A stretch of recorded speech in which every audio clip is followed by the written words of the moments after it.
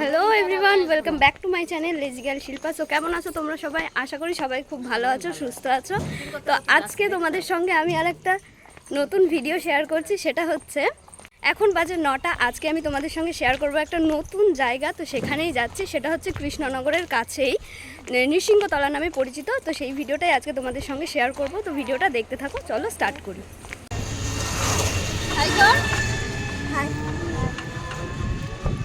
রূপসী, সুন্দরী, বৌমা, শাশুড়ি। কেন আমি পাশে বসেছি বলে কি নিঃশ্বাস বন্ধ হয়ে যাচ্ছে? হ্যাঁ,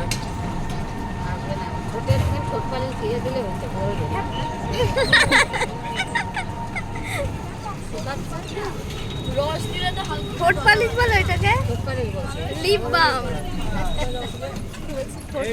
আমরা সবাই মিলে এইভাবেই মজা করতে করতে চলে যাচ্ছিলাম। আর আমরা যাব আমাদের বাড়ি থেকে টোটো নিয়ে নিয়েছিলাম, সোজা চলে যাচ্ছি আমরা কৃষ্ণনগরের দিকে। পৌঁছে গিয়েছি কৃষ্ণনগর, এই যে বাদুরতলা বাস স্টেশন।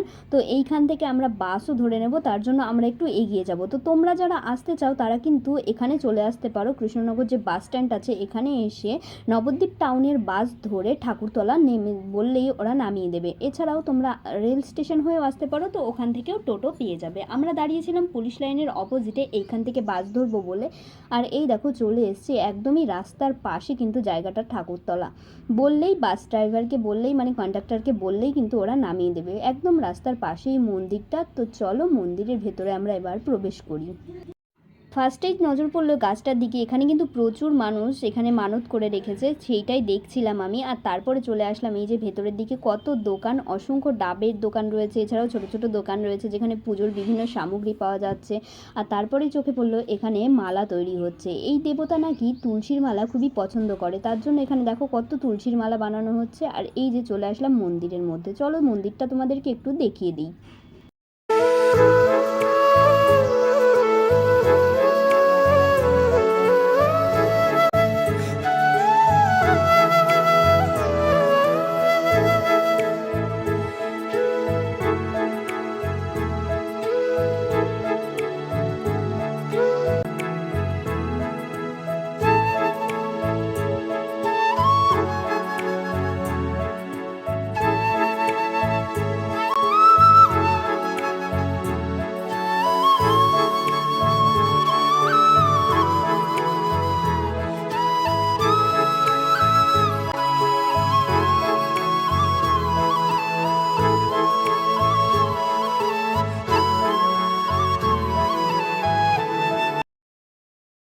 মন্দিরটা তোমাদেরকে দর্শন করিয়ে আমি চলে এসেছি পাশের এই দোকানটাতে। এখান থেকে একটা বাটা কিনে নেব, এক একটা পড়ছিল 30 টাকা করে। সাথে নিয়ে নিয়েছিলাম ধূপকাঠি আর মোমবাতিও।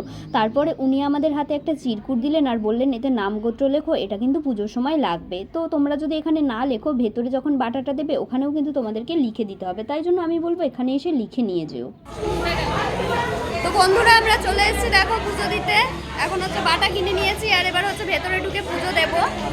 পুজোর জোগাড়যন্ত্র শুরু হয়ে গিয়েছে, আমরাও বসে পড়েছি, সাথে কিন্তু অনেকেই ছিল। আর এই দেখো এই পাশটায় কিন্তু ভোগ রান্নার কাজ চলছে। তো চলো পুজোটা একটু দেখি আমরা বসে বসে সবাই মিলে।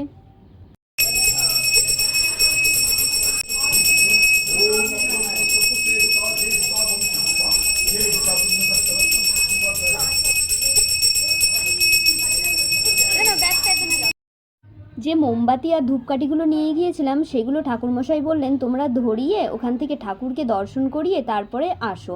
তো আমরা চলে আসলাম মোমবাতি আর ধূপকাঠি নিয়ে, ওগুলোকে ধরিয়ে নিয়ে এখানে বাইরে দাঁড়িয়েই ঠাকুরকে একটু ঘুরিয়ে নিলাম, মানে যেটাকে বলে আরতি করে নিলাম। তারপরে চলে গেলাম বাইরের দিকে, খুঁজে পাচ্ছিলাম না যে মোমবাতিটা কোথায় জ্বালাবো, দেখলাম পেছনে একটা জায়গা করে দেওয়া আছে, তো চলে গেলাম সেইখানেই। মোমবাতিটা ওইখানে দেবো, রাখার জায়গা আছে। আর তারপরে এখানকার নিয়ম নাকি ধূপকাঠিটা পুরো মন্দিরটাকে প্রদক্ষিণ করতে হবে ঘুরিয়ে ঘুরিয়ে, তার জন্য আমি এখানে ফার্স্টে মন্দিরটাকে একটু আরতি করে নিলাম, তারপরে মোমবাতিটা এখানে দিয়ে দিলাম। কিন্তু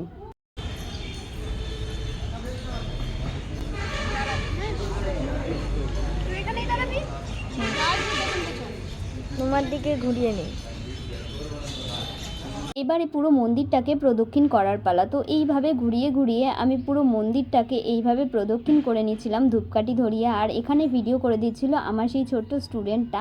তো ওর ছোট হাতের ভিডিও যতটা পেরেছে আমাকে এখানে ক্যাপচার করে কিন্তু দিয়েছে। তারপরে আমাদের এইখানে মন্দিরের আরতি করা শেষ হয়ে গেলে আমরা আবার চলে গেলাম কিন্তু মন্দিরের ভেতরে। এরপরে একে একে পুজোর অনেকটাই বাকি আছে। এরপরে নরসিংহদেবকে স্নান করানো হবে, সেই দৃশ্যগুলোও তোমাদের সঙ্গে শেয়ার করছি, তোমরা দেখো।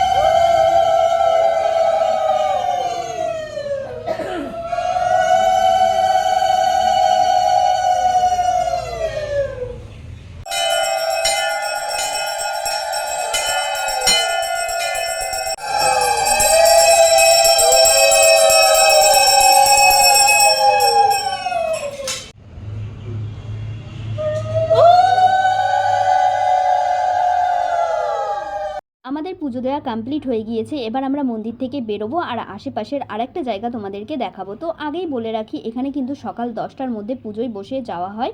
আর যারা ভোগ নিবেদন করতে চাও তারা বাড়ি থেকে দুধ মানে পায়েসের সামগ্রী নিয়ে এসে এখানে দিলে কিন্তু তারা রান্না করে দেয়।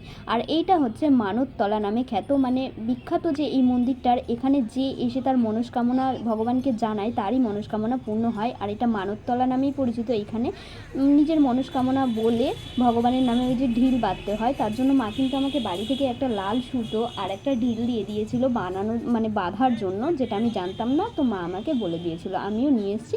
তো চলো আমিও এবার এখানে কিন্তু একটা মানত করব। এখানে বলে রাখি, যখন আমি পুজোর সামগ্রী কিনছিলাম আমি কিন্তু এখানে মানদের সামগ্রীও বিক্রি হতে দেখেছি। তো তোমরা যদি বাড়ি থেকে না নিয়ে আসো, এখানে এসেও তোমরা কিনে নিতে পারো। এই যে আমি বাড়ি থেকে নিয়ে চলে এসেছি। এবার আমি এখানে আমার মনের ইচ্ছাটা মানে ভগবানের উদ্দেশ্যে বলে আমি এবার ঢিলটাকে বেঁধে নেব। তার আগে দেখো সুতোটা বাঁধতে গিয়েছে আর সুতোটা এখানে আমার জড়া পাকিয়ে গিয়েছে একদম। তারপরে সুতোটা আমি এখানে খুলে নিয়েছি আর খুলে এই যে ঢিলটাকে ভালোভাবে বেঁধে নিচ্ছি। আর তারপরে আমি এখানে খুঁজে নিয়েছিলাম একটা জায়গা। এত মানুষের মধ্যে মানে মানুষের এত ঢিলের মধ্যে আমি আর জায়গা খুঁজে পাচ্ছিলাম না বাঁধার মতো। তো জায়গাটা কিন্তু আমার খুবই সুন্দর লেগেছে। তারপরে একটা জায়গা খুঁজে নিয়ে বেঁধে নিলাম।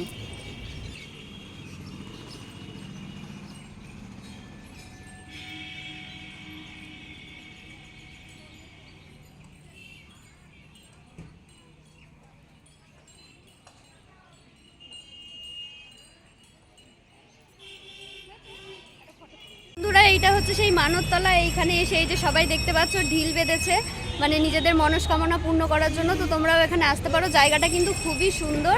তো কিভাবে আসবে না আসবে পুরো ভিডিওটাই তোমাদের সঙ্গে শেয়ার করলাম, চলে আসতে পারো। আর এই যে পেছনের যে দোকানগুলো দেখছো, এখান থেকে তোমরা পুজোর সামগ্রী কিনে নিতে পারো। আর এই যে মন্দিরটা, তো আমাদের পুজো দেওয়া কমপ্লিট হয়ে গেছে। এবার আমরা এখান থেকে চলে যাচ্ছি। তো ভিডিওটা কেমন লাগলো অবশ্যই কমেন্ট করে জানিও। আর ভালো লাগলে চ্যানেলটাকে একটা সাবস্ক্রাইব করে দিও। দেখা হচ্ছে অন্য কোনো ভিডিওতে। আজকের মতো ভিডিওটা এখানেই শেষ করছি। টাটা, বাই বাই, ভালো থেকো সবাই।